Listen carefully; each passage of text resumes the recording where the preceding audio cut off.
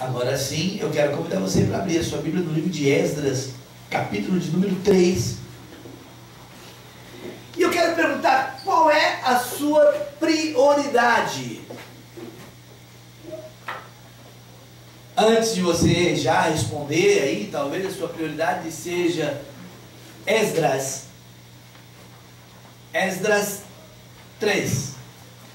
Talvez você responda assim: minha prioridade é trabalhar, minha prioridade é que não falte alimento na casa, minha prioridade é pagar as contas, minha prioridade é tantas outras coisas. E eu vou falar o que Esdras nos ensina no capítulo de número 3. Esdras, capítulo de número 3. Emanuel, eu creio que o Oliver lhe chama. Já foi. Esdras, capítulo de número 3. Amém? Amém. Diz a palavra do Senhor assim: quando chegou o 7º mês e os israelitas já estavam em suas cidades, o povo se reuniu como um só homem em Jerusalém. Então Josué, filho de Josadaque, e seus colegas, os sacerdotes, e Zorobabel, filho de Sealtiel, seus companheiros, começaram a construir o altar do Deus de Israel para nele sacrificarem holocaustos, conforme o que está escrito na lei de Moisés, homem de Deus. Apesar do receio que tinham dos povos ao redor, construíram um altar sobre a sua base e nele sacrificaram holocaustos ao Senhor, tanto os sacrifícios da manhã como os da tarde. Depois, de acordo com o que está escrito, celebraram a festa das cabanas com um número determinado de holocaustos prescritos para cada dia. Amém e amém. Senhor, fala conosco essa noite, ensina-nos a tua preciosa palavra. Que nós não sejamos, Senhor, gente de uma só palavra, mas que nós tenhamos, Senhor, a Bíblia como guia, verdade e vida para as nossas vidas. Abençoa cada irmão, abençoa cada irmã, derramando da tua glória, o que nós pedimos em nome de Jesus. Amém. Sentem-se, irmãos, fiquem à vontade. Antes de nós definirmos aquilo que é prioridade para nós, deixa eu contar uma história para vocês que acontece aqui. Israel, em determinado momento, é levado cativo pela Babilônia. E ao ser levado cativo pela Babilônia, Israel perde o direito de estar na sua própria terra, de fazer o seu sacrifício a Deus. Os utensílios sagrados que se utilizavam no templo que Salomão havia construído são levados como despojos e na Babilônia, e logo depois também no Império Medo-Persa. Mas é nesse Império Medo-Persa que acontece algo interessante. Daniel faz uma oração ainda e ele fala: Senhor, lembra-te que já se cumpriu 70 anos. E a pergunta primária seria: por que Israel foi levado cativo para a Babilônia? Bom, ele foi levado cativo para a Babilônia porque o Senhor Deus dizia assim: olha, você vai trabalhar 6 anos na terra e 1 ano você não trabalha, é o sábado do Senhor, não era o sábado de um dia. Por isso que eu falei aqui na semana passada que sábado não tem nada a ver com um período de 24 horas. Era o Shabat de 1 ano.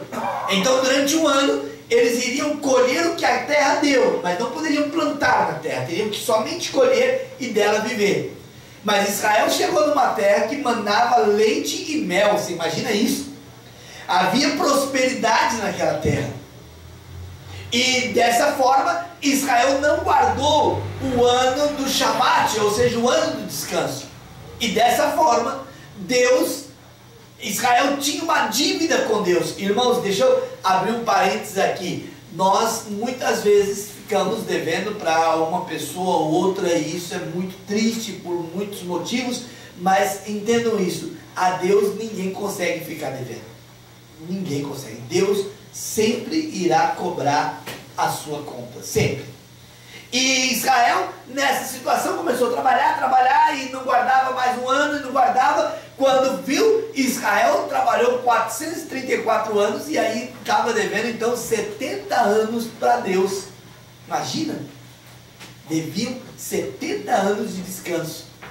E foi exatamente isso que aconteceu. O Senhor levou eles para a Babilônia e a terra ficou lá. Ninguém invadiu Israel, ninguém tomou as terras de Israel, ninguém construiu nada em Israel.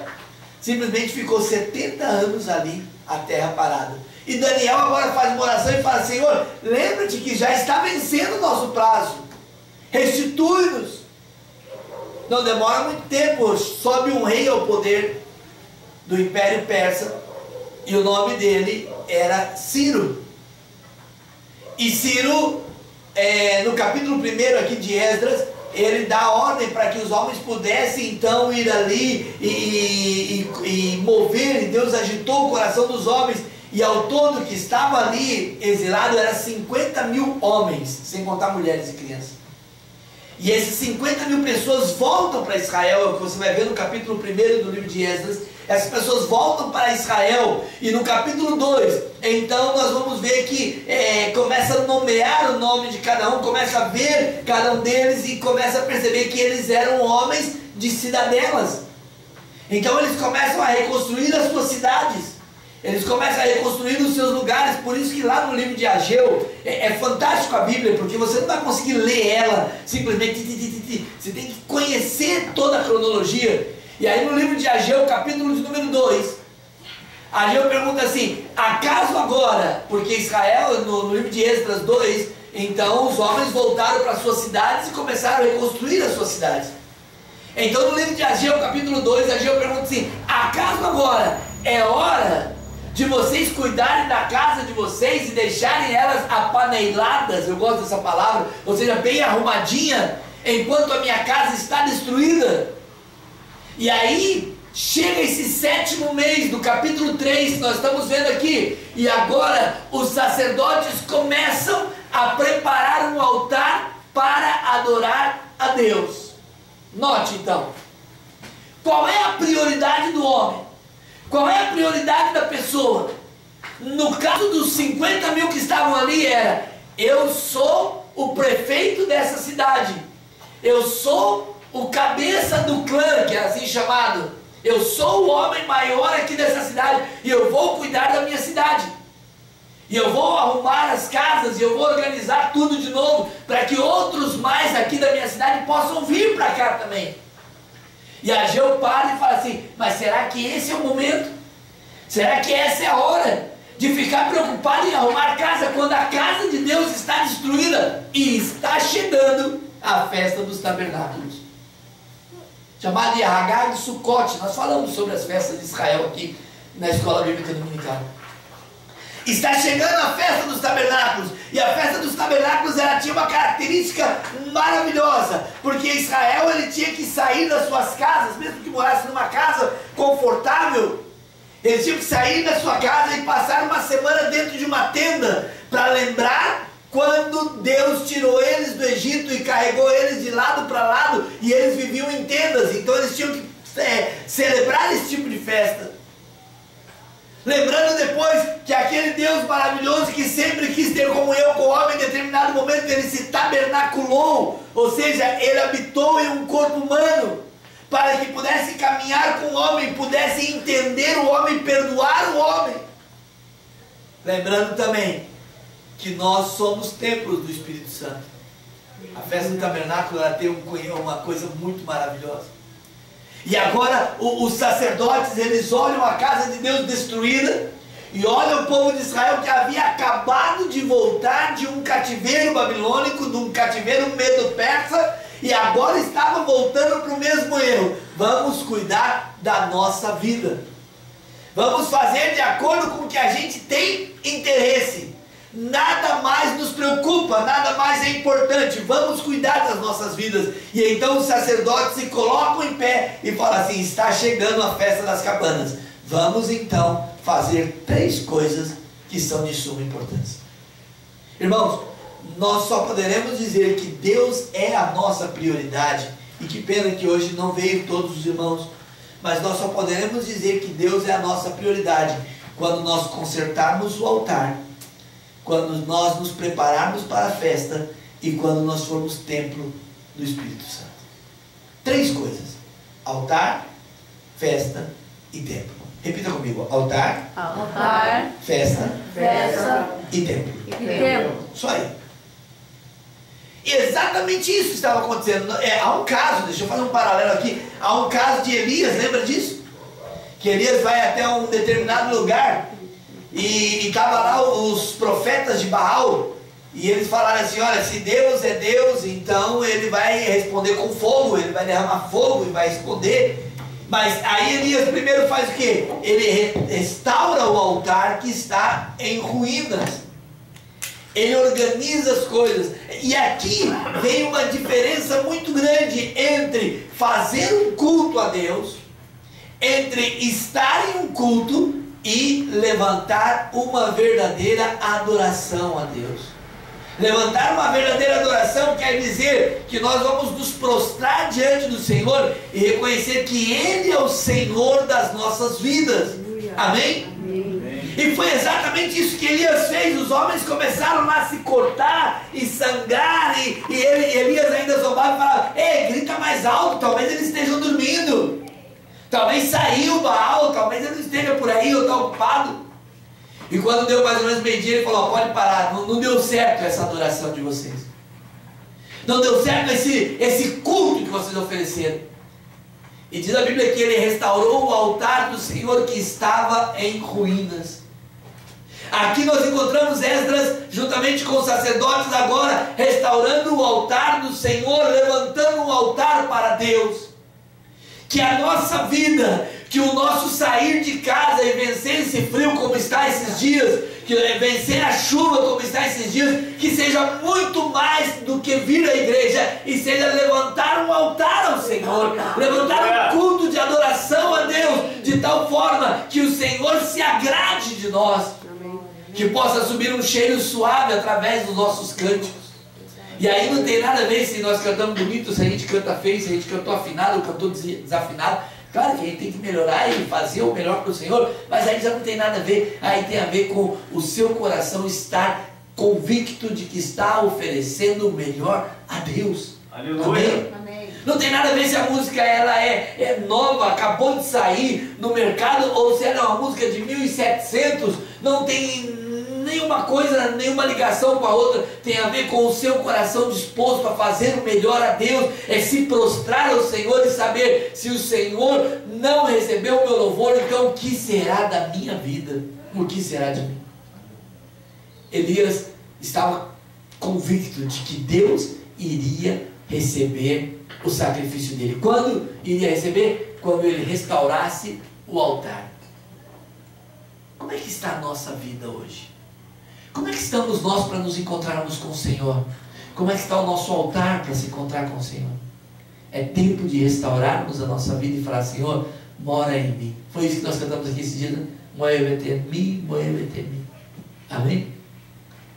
Que horas maravilhosas é o dia de hoje. Pedimos para o Senhor: Senhor, eu estou arrumando meu altar, porque o assunto de consertar o altar é um assunto do homem. E o assunto de Deus aceitar o sacrifício é assunto de Deus. Amém? Então a minha parte é o que? Consertar o altar. E a parte de Deus qual que é? Receber o sacrifício. Amém? Amém. Amém? Amém. Exaltado o nome do Senhor. E foi exatamente assim. Elias conserta o altar. E ele, como ele ainda não estava satisfeito, ele faz uma canaleta em volta do altar e manda derramar água ali na lenha e naquela canaleta, de forma que a água começa a escorrer por aquela canaleta e sobra água para tudo quanto é lado. Na verdade ele faz mais uma sopa do que um churrasco. E ele prepara o animal, o sacrifício, e coloca ali, e todos agora começam a zombar e falar assim: que culto é esse? Você percebe, irmãos, que graça que Deus tem conosco, como Deus nos ama? O nosso culto, ele não é um culto que seja de acordo com o que a sociedade pensa o que é um culto, mas um culto de acordo com o que agrade a Deus. E isso tem que estar aqui na nossa mente. Os nossos cultos não tem que ser de acordo: mas é que fulano faz diferente, é que ciclano faz desse jeito, é que Beltrano faz... Não, eles podem fazer do jeito deles, mas nós somos uma geração de Elias, e nós vamos colocar água, e nós vamos, quando todo mundo pensar que o nosso churrasco vai ser uma sopa, nós vamos deixar as pessoas confusas, porque nós vamos oferecer o nosso culto a Deus e não ao homem. E ali o que ele faz, ele prepara tudo e derrama água. E ao derramar água, humanamente falando, impossível pegar fogo na lenha. Impossível. Mas ele levanta aos céus uma oração, e ele não faz uma oração, Senhor, olha aqui como eu estou sofrendo, como eu sou um coitadinho, não. Ele simplesmente fala, Senhor, para que esse povo saiba que há um Deus em Israel. Aleluia. Faz diferença, Senhor, aqui. Que tal nós fazermos um culto a Deus, levantarmos um altar ao Senhor, onde nós possamos dizer assim, Senhor, faça diferença hoje aqui. Faça diferença hoje em minha vida.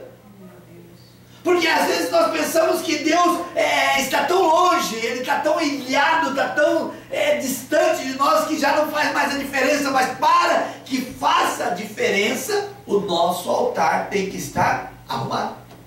Amém? Amém. E aí, não demorou muito, desceu o fogo do céu. E até a água que estava ali foi consumida e acabou tudo.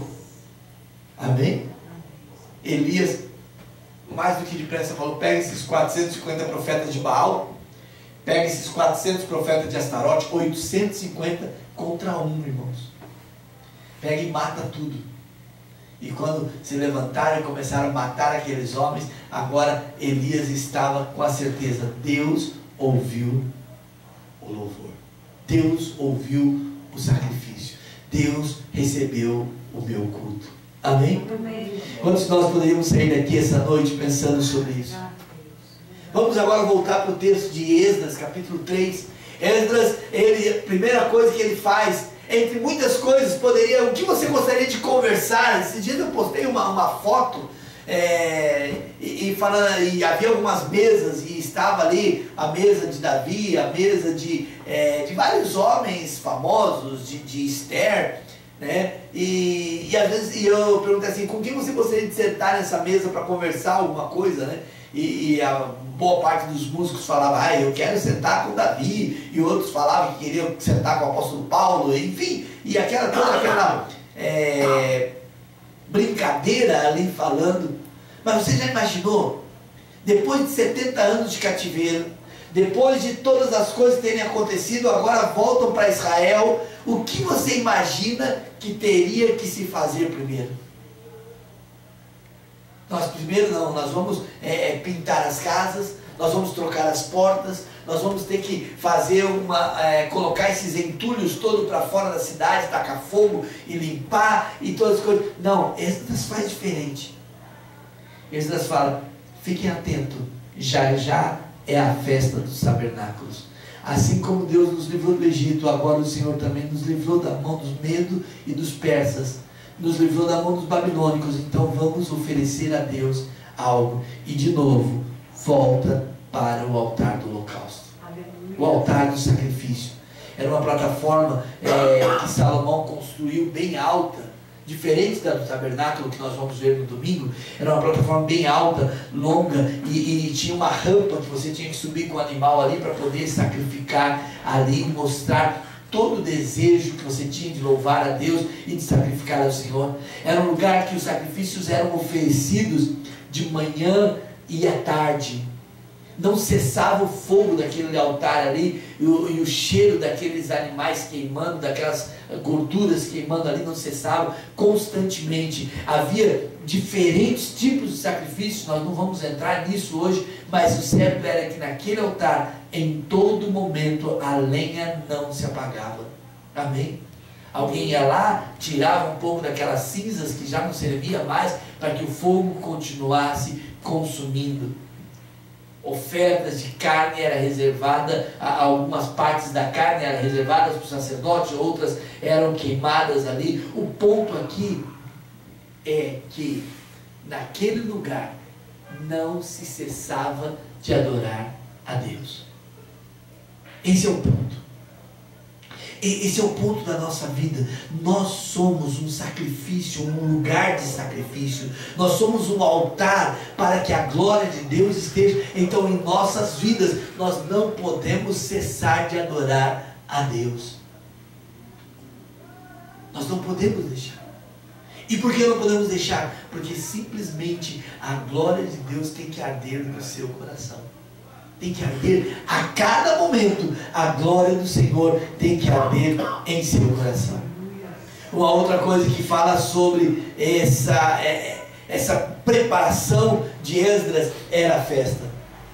Estava chegando daqui a pouquinho a festa dos tabernáculos, e eles tinham muito que celebrar.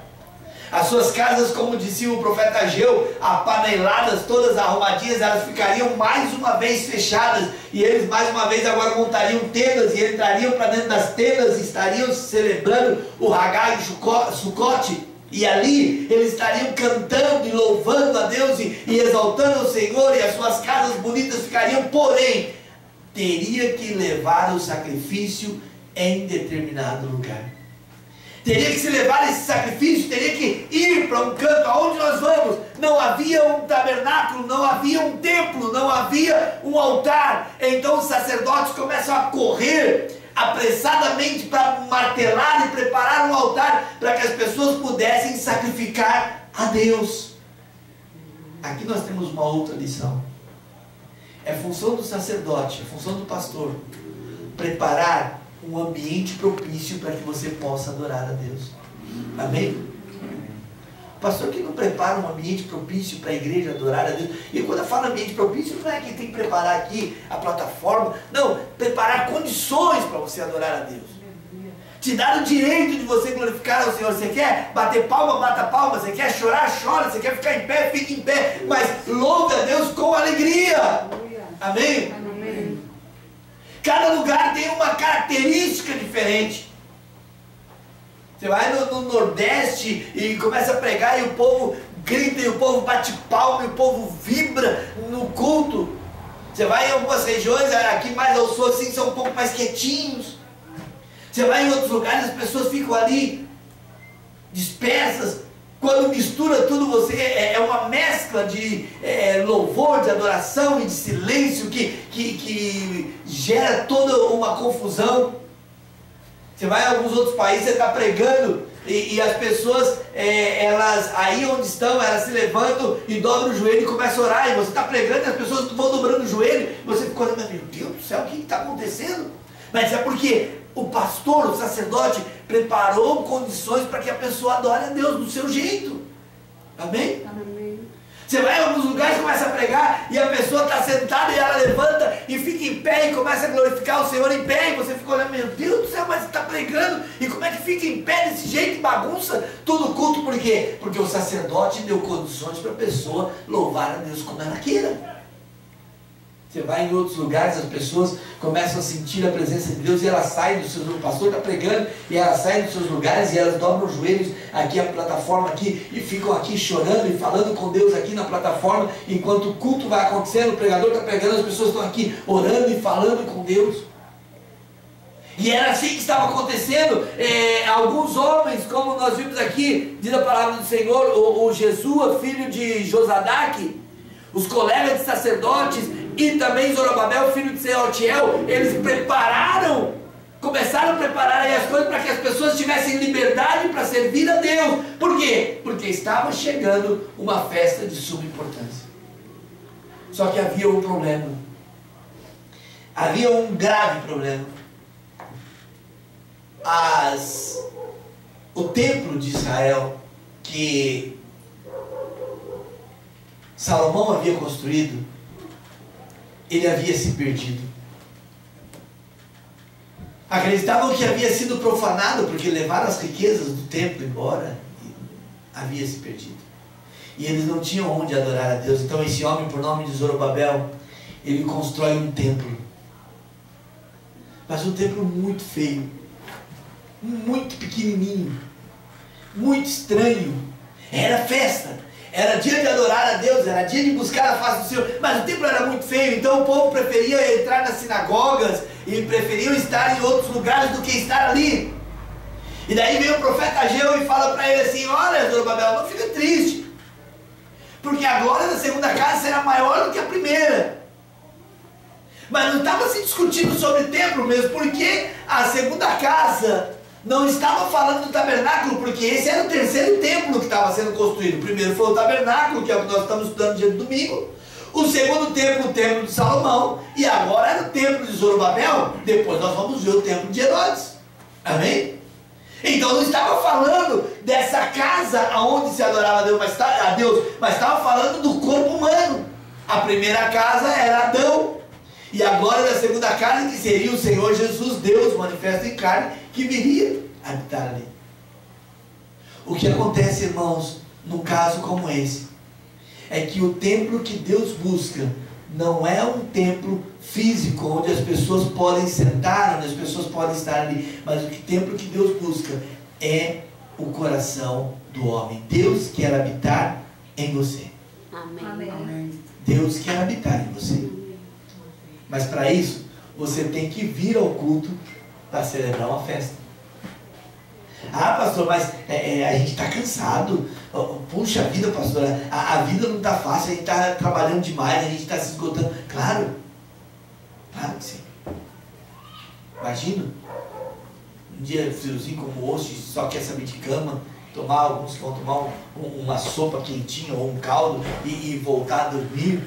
Eu volto agora para casa e durmo um soninho até uma 00:40, daí meu celular desperta, aí eu subo nessa moto, vou lá no SIC buscar a Larissa, depois eu volto, e daí eu fico sem sono, aí eu fico acordado até as 3 horas, daí volto para dormir de novo.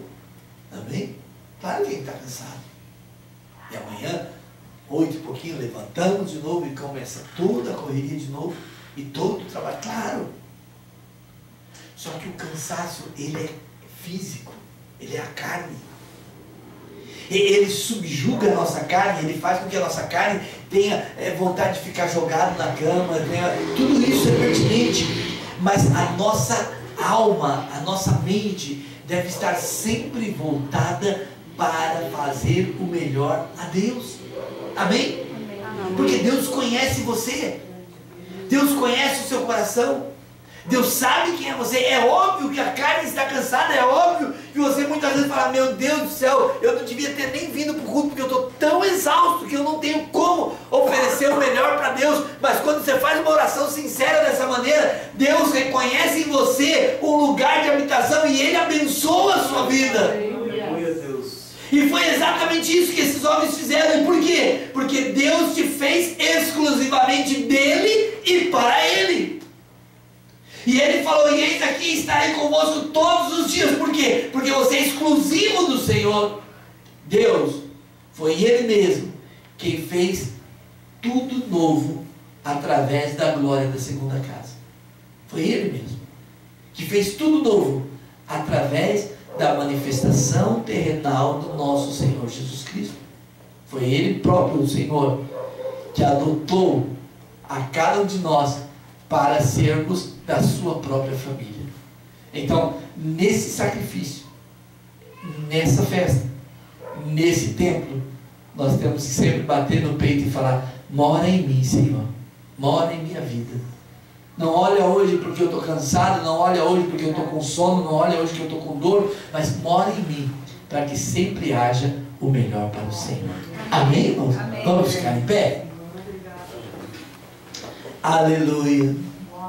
O templo é confiança na promessa da presença de Deus. Olha o que o versículo 10 diz para cada um de nós: quando os construtores lançaram os alicerces do templo do Senhor, os sacerdotes com suas vestes e as suas trombetas, e os levitas, os filhos de Asaf, com símbolos, tomaram seus lugares para louvar ao Senhor, conforme prescrito por Davi, rei de Israel.